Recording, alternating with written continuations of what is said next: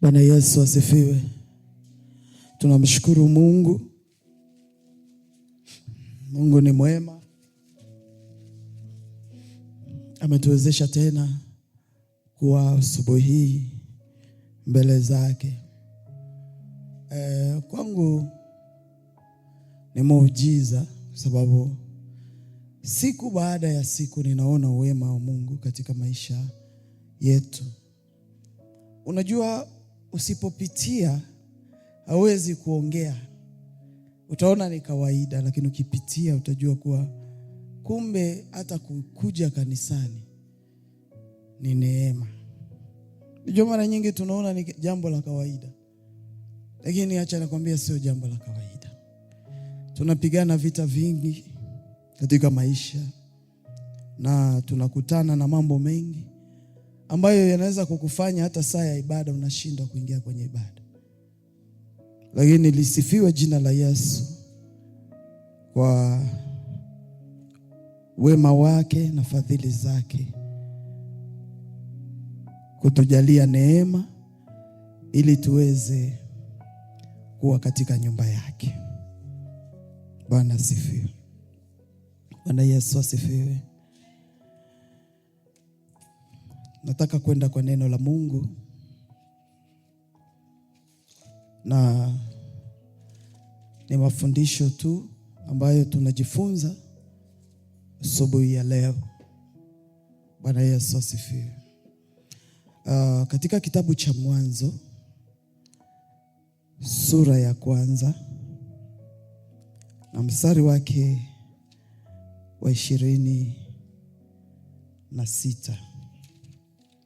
Mungu akasema, na tumfanye mtu kwa mfano wetu, kwa sura yetu, wakatawale samaki wa bahari na ndege wa angani na wanyama na nchi yote pia na kila chenye kutambaa kitambaacho juu ya nchi.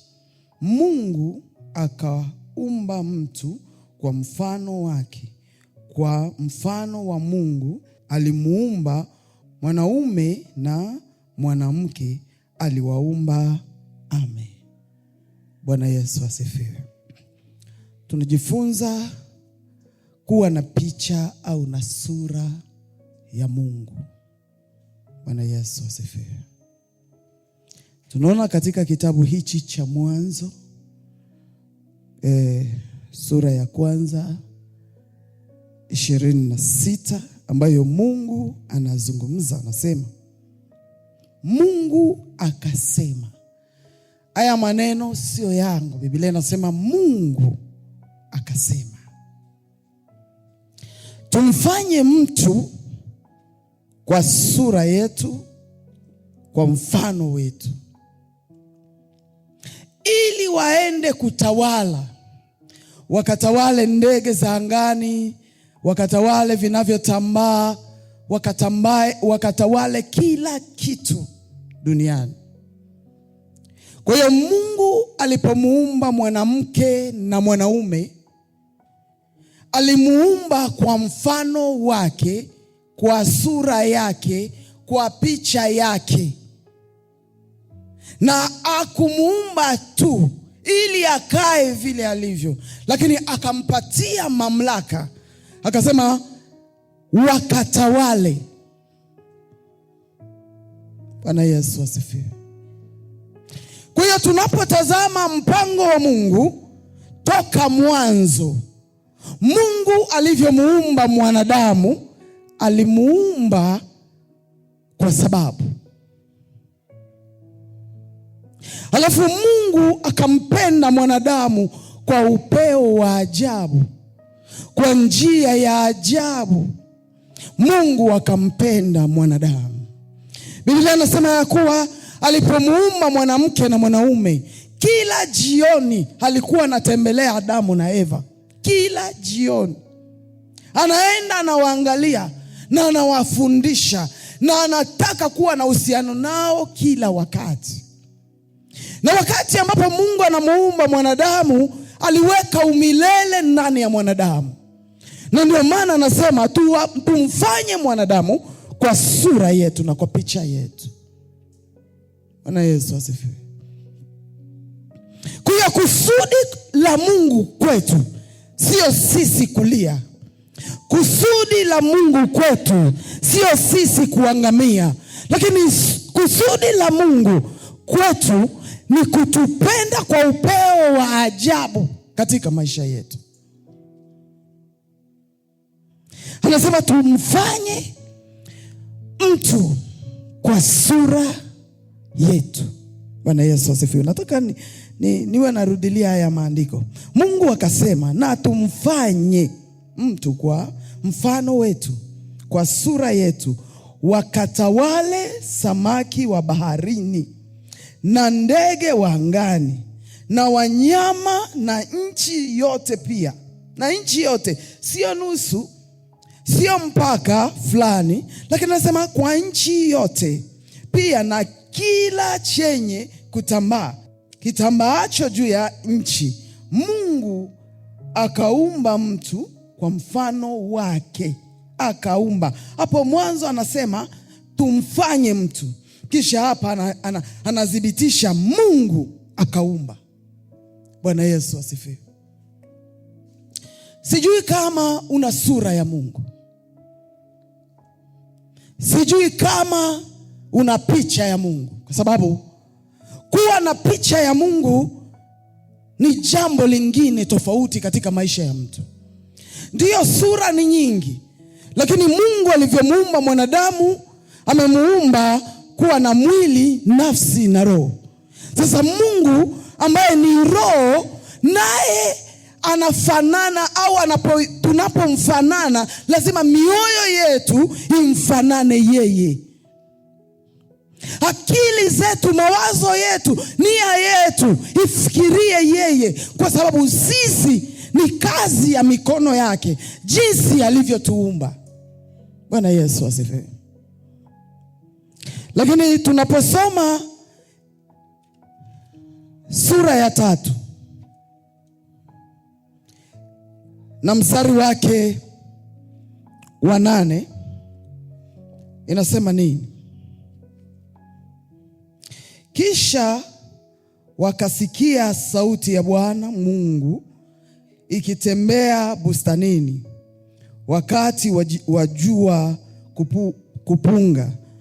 Adamu na mkewe wakajificha kati ya miti ya bustani, Bwana Mungu asiwaone.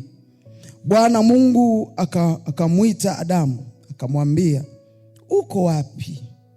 Akasema, nalisikia sauti yako bustanini, nikaogopa kwa kuwa mimi ni uchi, nikajificha. Bwana Yesu asifiwe. Angalia vile mwanadamu ameamua kutoka kwenye sura ya Mungu, kwenye picha ya Mungu. Wakati mwanadamu alipotoka kwenye picha ya Mungu, kwenye sura ya Mungu, Biblia inasema ya kuwa Mungu anaenda bustanini, anamuuliza Adamu, uko wapi? Kwa sababu mahali alipowaacha sio ndio mahali walipokuwa. Waliondoka mahali pale. Kuna hatari wakati ambapo picha ya Mungu inaondoka ndani ya maisha yako. Biblia inasema ya kuwa baada ya Hawa kutenda dhambi, Biblia inasema Mungu alisema watawale dunia, watawale vinavyotambaa na vinavyoruka, watawale samaki baharini na wanyama ambao wako natembea porini. Lakini nataka kuuliza swali, ni nini unatawala saizi? Ni kitu gani ambacho unatawala? Kwa sababu Biblia inasema kuwa tutatawala vinavyotambaa na vinavyoruka. Lakini tazama maisha yako. Tazama jinsi ulivyo. Mpango wa Mungu ni wewe kutawala. Lakini Unapopiga picha ya maisha yako, uko na kitu gani chenye wewe unakiita natawala?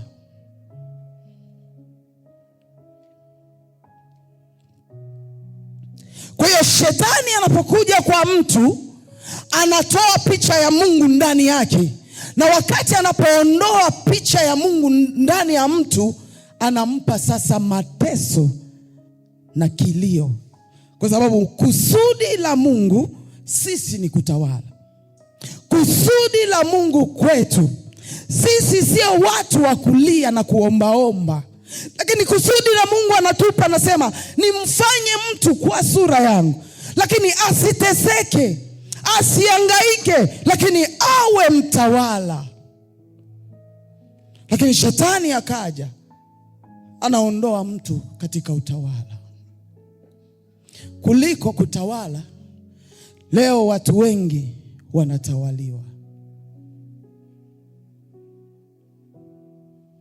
Kuliko kutawala, maisha yamekuwa magumu.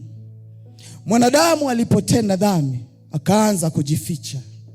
Yule ambaye mwanadamu alikuwa na uhusiano mzuri na Mungu, yule mwanadamu ambaye alikuwa karibu na Mungu, yule mwanadamu ambaye Mungu alimwazia mema, yule mwanadamu ambaye Mungu alimpenda kwa upeo wa ajabu, kwa sababu Mungu alipomuumba mwanadamu akamtenganisha na milima na mabonde, akamtenganisha na miti, akamtenganisha na wanyama, akatufanya kuwa special, watu wa maana, watu ambao ni watu ambao amewaangalia kwa ajabu. Wote au vitu vyote aliviongea, lakini mwanadamu aligusa kwa mikono yake kwa upendo ambao alitupenda. Lakini mwanadamu akaamua kutoka kwenye mikono ya Mungu. Kuna hatari tunapoondoka kwenye mikono ya Mungu, kwa sababu tunapoteza utawala, tunapoteza nguvu za Mungu, tunapoteza neema, tunapoteza kibali. Kile kinachobakia ni kelele na kuanza kulia na kuhangaika usiku na mchana. Bwana tusaidie. Kwa hiyo mwanadamu akabadilika kutoka kwenye sura ya Mungu, akawa na sura yake mwenyewe binafsi. Mwanadamu akaanza kujiendeleza yeye mwenyewe, na hiyo ni hatari sana ambayo tunakutana nayo katika maisha. Bwana Yesu atusaidie. Tunakutana na mambo mengi ambayo yanafanya mwanadamu anapoteza sura ya Mungu. Nataka kuwauliza au kuuliza mtu, je, uko na sura ya Mungu?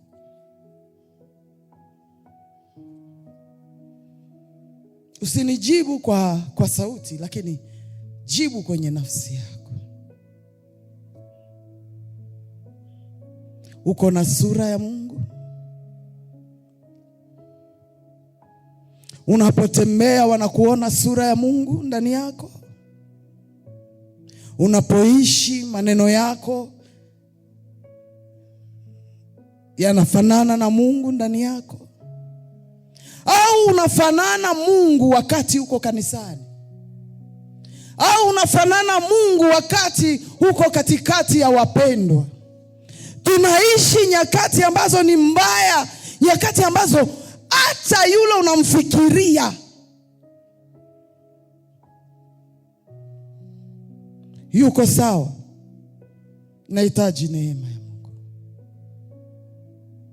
Watu wengi wamepoteza picha ya Mungu machoni pa watu walokole, watu wa kumjua Mungu, watu wa kutembea na Mungu, lakini mahali pa kujificha picha ya Mungu imeondoka.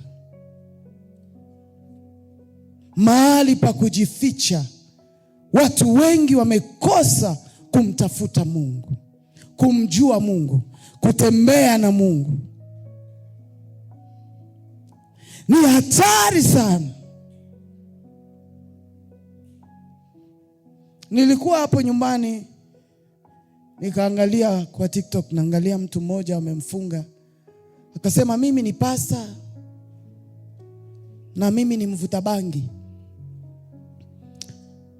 Nilikuwa navuta sana, lakini tokea leo vile mnaniona sitabivuta tena. Nikawa najifikiria, kwa sababu amepatikana ndio maana leo anasema hawezi tena. Ni kitu gani kinafanyika katika ulimwengu ambao tunaishi leo? Mbona utaua na sura ya Mungu imepotea ndani ya watu? Na huku tunasema tunamjua Mungu, tunatembea na Mungu. Mungu atusaidie sana, kwa sababu kila unachokificha kitadhihirika mbele za Mungu, kitaonekana.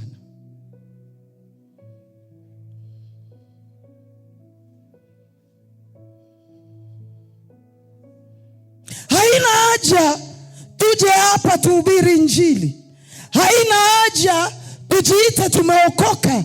Haina haja tujiite sisi ni wataua na watakatifu. Lakini parapanda itakapolia, tuwe watu wa kukataliwa. Tuwe watu ambao tutabaki. Mungu atusaidie ili tutembee katika roho na kweli. Mungu atusaidie, kwa sababu ni hatari tunapopoteza sura ya Mungu katika maisha yetu. Ni hatari. Wengi wamechoka siku hizi. Hata wale ambao tuliwajua walikuwa kabisa na nguvu za Mungu, wamefika njiani wamechoka. Ndio kuna vitu vinavyochosha, vinakatisha tamaa, lakini usikubali kutoka kwenye mikono ya Mungu. Usikubali kutoka kwenye mikono ya Mungu. Tu wapitaji katika safari, katika maisha haya. Leo tupo, lakini kesho hatutakuwa. Mpendwa, utasimama kutoa hesabu ya maisha yale uliyoyapitia. Bwana tusaidie. Mungu anaumba mwanadamu kwa mfano wake, kwa sura yake na watawale. Lakini ibilisi anakuja, anaongea, anakuambia ukikaa kwa Mungu utakuwa kama vile kijinga. Huku pande nyingine ndo watu wameendelea. Mtu anaamua kutoka kwa Mungu, anaenda kuchukua sura ya dunia kuliko kuchukua picha ya Mungu. Shetani anakuja, anaongea, anakuambia, anasema hivi, utaendelea kwa tunaomba, kuingia kanisani vitakusaidia. Kuna mtu mmoja nimemsikia anasema, sitaingia kanisani kwa sababu nilienda wakati nilipitia shida nyingi, lakini kanisa halikunisaidia kitu. Kwa hiyo hata kanisani siwezi taka kuingia. Haukomeshi mtu. Unapokataa wewe mtu mmoja kuingia kuomba na kutafuta uso wa Mungu, maelfu wanaingia na kumtafuta Mungu. Kwa hiyo Mungu hapotezi, wewe unapoteza. Kwa sababu tunapokuja kwa Mungu au tunapokuja kanisani, hatuji kwa sababu ya mchungaji, hatuji kwa sababu ya Wakristo, lakini tunakuja kumtafuta Mungu. Ndio maana Biblia inasema ya kuwa ole wanaotegemea wanadamu, amtegemeaye mwanadamu amelaaniwa. Pasa ni mwanadamu. Pasa ni mwanadamu. Pasa anaweza kuanguka. Pasa anaweza kushindwa. Pasa anaweza kuacha wokovu. Lakini kuna Mungu wa Israeli asiyebadilika. Kuna Mungu ambaye ni wa milele. Fadhili zake ni za milele. Habadiliki. Asili yake ni utakatifu. Anaitwa Mungu. Na huyo ndiye tunayemwendea, sio mwanadamu. Itanishangaza sana ukatae kanisa, ukatae kuja kumwabudu Mungu kwa sababu kuna mchungaji mmoja aliyekukwaza.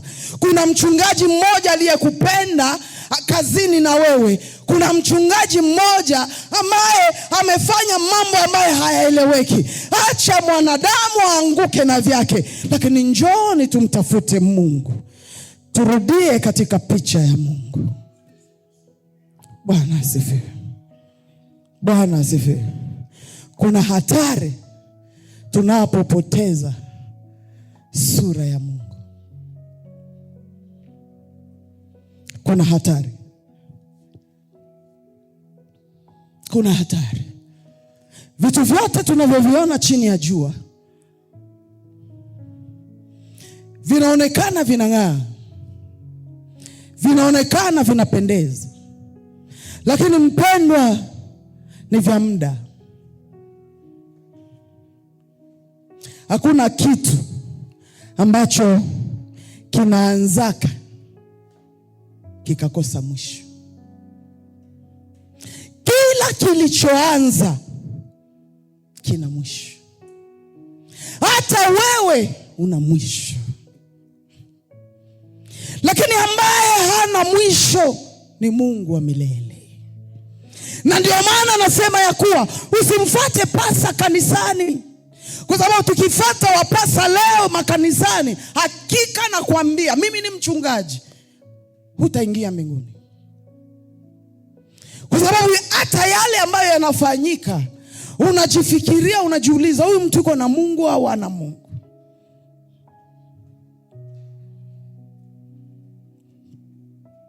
Kweli imetoweka. Watu wanajipenda wenyewe kuliko kumpenda Mungu.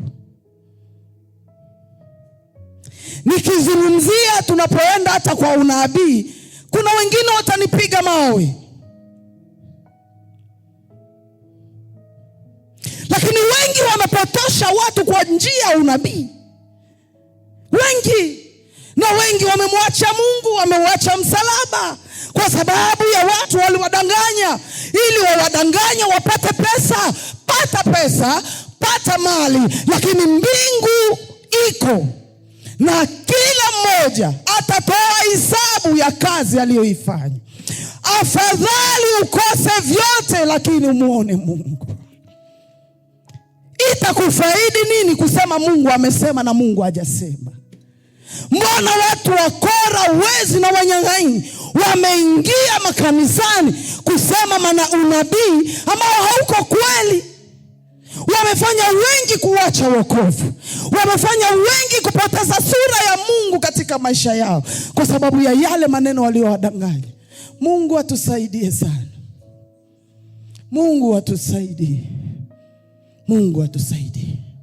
Haina haja nipigiwe makofi aseme mimi ni nabii. Haina haja nipigiwe makofi kusema niko na neema kubwa, lakini ndani yangu najua vizuri napotosha watu. Mungu atusaidie sana. Bwana asifiwe. Naomba hapo nisomee kitabu cha Yeremia. Yeremia sura yake ya 18 na mstari wake wa kwanza kuendelea mpaka 8. Mungu anazungumza na Yeremia. Anamwambia nenda kwa mfinyanzi.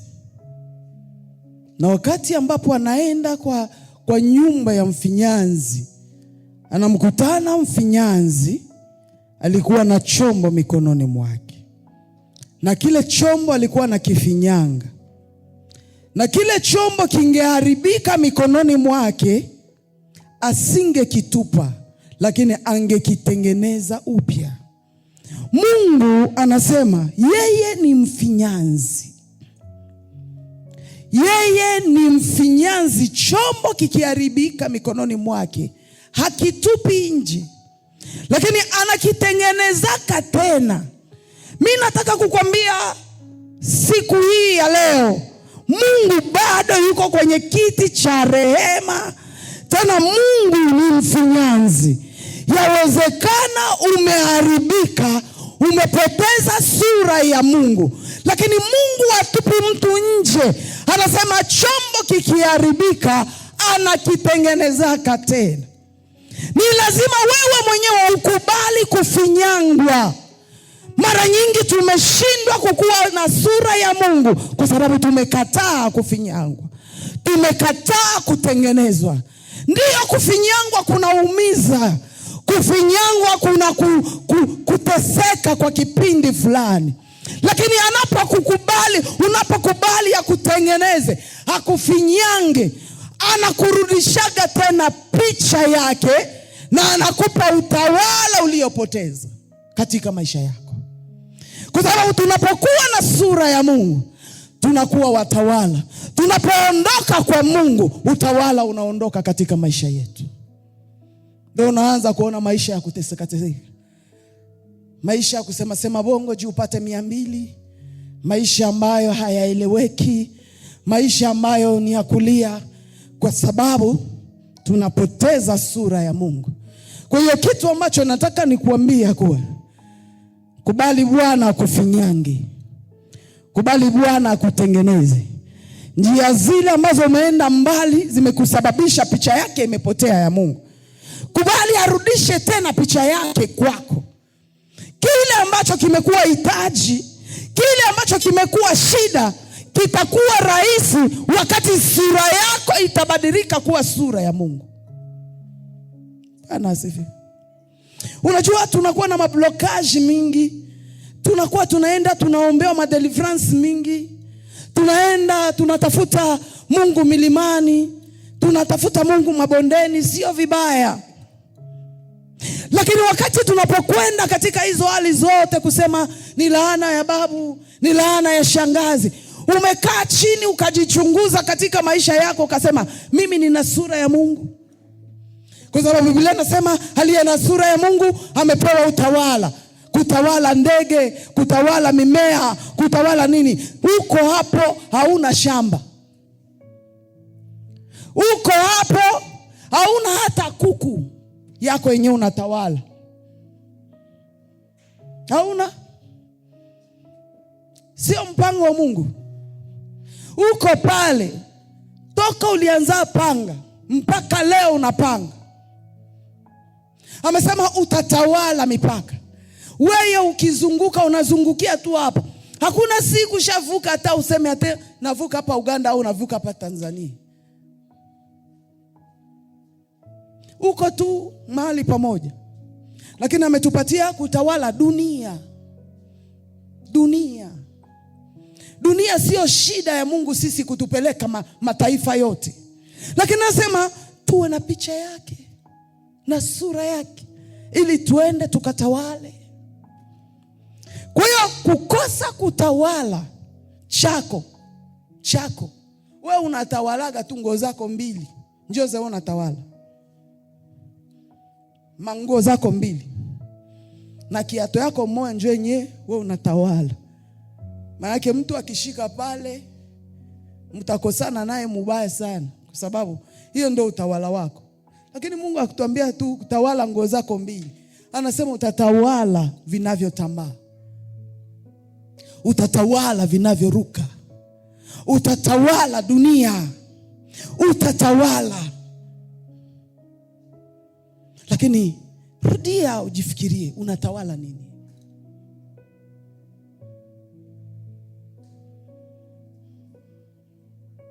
Ndio unaingia kanisani unatetemeka. Ndio unapiga kelele unalia.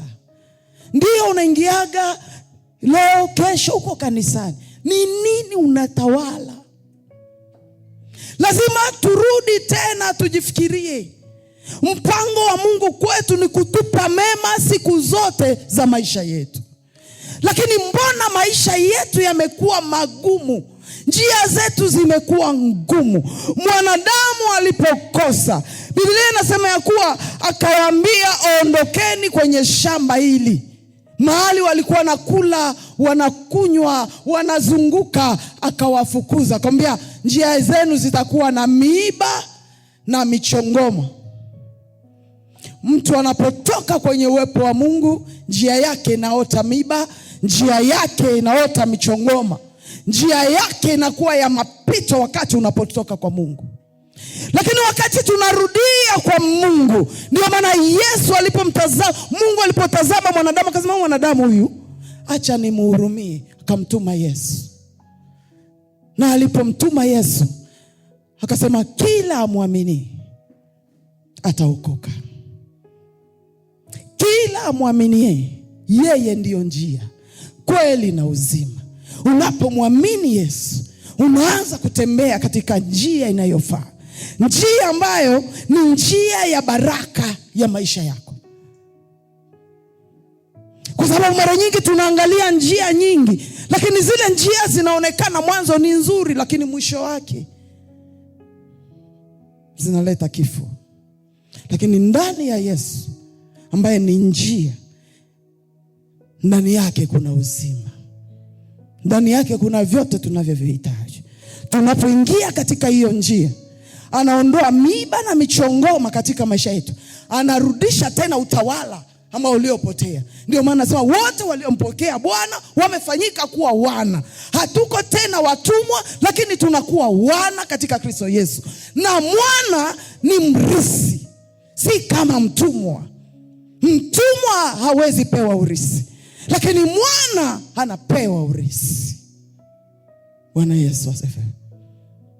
Na kama fedha na dhahabu ni mali yake, kwa nini tupitie na tuteseke zaidi kwa sababu ya maisha haya ambayo tunayoyapitia? Kwa nini? Kila kitu kimekuwa kigumu. Lakini Biblia inasema wenye haki wangu wataishi kwa imani. Nao wakisitasita, sitakuwa na haja nao. Kwa hiyo imani ndani ya Kristo Yesu, tunakuwa watawala. Usifurahie kiatu kuisha, asema ni mapenzi ya Mungu. Si mapenzi ya Mungu. Usifurahie kila siku wewe kununua chakula, hauna shamba. Sio mapenzi ya Mungu.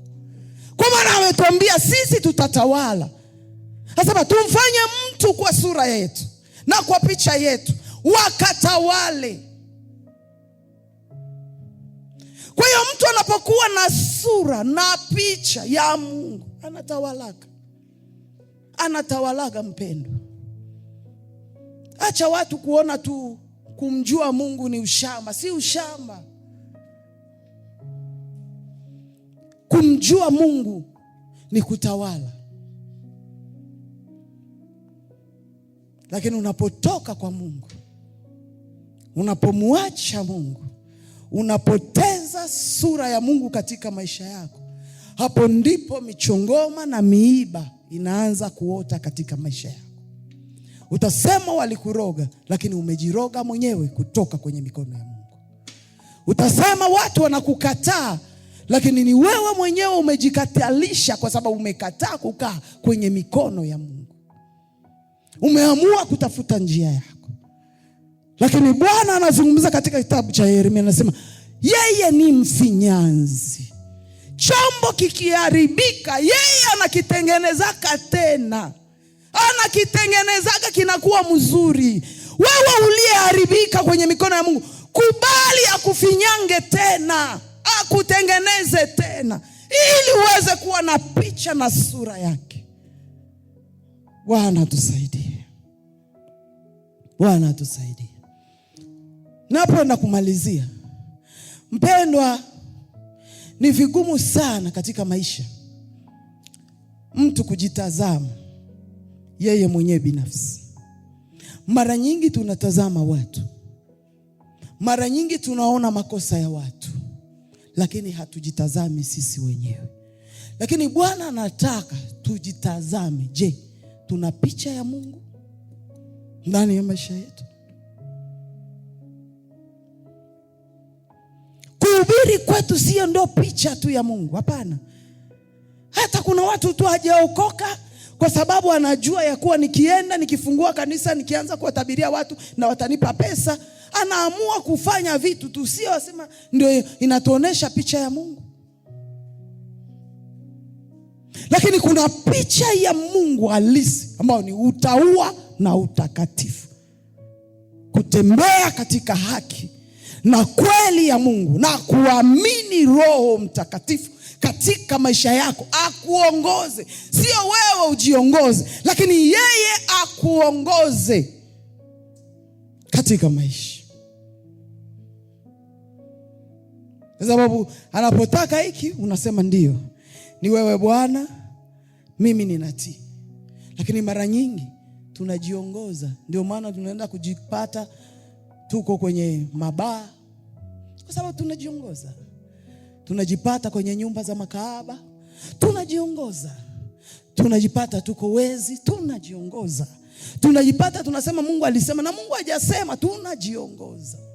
Lakini tukubali Mungu, tukubali Roho Mtakatifu atuongoze ili tuwe na picha ya Mungu katika maisha yetu. Bwana Yesu asifiwe. Kwa hiyo Mungu atusaidie tukubali kufinyangwa. Kama uliacha wokovu kwa sababu ya mtu, rudi tena. Mtu hata kupeleka mbinguni. Ni Yesu tu ndio aliyekufa kwa sababu ya mwanadamu, sio mtu.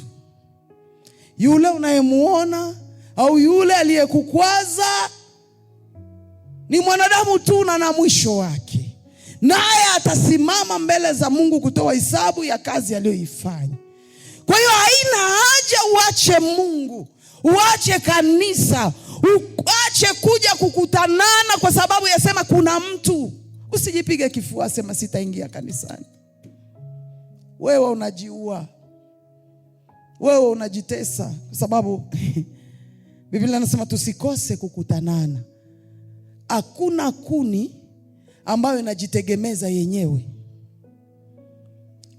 Inaweza kuwa inawaka katikati ya kuni nyingi na ikajisifu ni yeye inaleta moto mwingi. Lakini inapotoka wakamata ile kuni moja inayowaka, alafu waiweke pembeni, itawaka kwa dakika na mwisho itazima. Watu wengi wanajidanganya, nasema sitaenda kanisani, sitaenda wapi, yenyewe mimi naomba sana. Uongo. Ukiwa peke yako lazima utazima, lakini mkiwa watu wengi mnasaidiana kuwaka na kuendelea mbele. Kwa hiyo rudi tena kutafuta uso wa Mungu. Rudi nyumbani mwa Mungu. Msamehe aliyekukosea, alikuwa mwanadamu. Msamehe yule ambaye hakukuona. Unajua unaweza kuwa umekuwa mgonjwa sana, mchungaji hakuja kukuona kanisani, kwa nyumba au hospitalini, lakini Yesu alikuona. Na ndio maana leo uko mzima, kwa sababu alikuja kwenye kitanda cha magonjwa na akakuponya na akakusimamisha. Hatukuokoka juu ya watu, tuliokoka juu ya Yesu, juu ya kumfuata Yesu. Sio watu, sio watu. Hiyo turudishe, Mungu atusaidie turudishe picha yake ndani ya maisha yetu. Ile picha iliyopotea iweze kurejea tena. Neema ya Mungu ikatutoshe na tukakubali Mungu atufinyange siku baada ya siku ili tuwe jinsi anavyopenda. Mungu awabariki. Amen.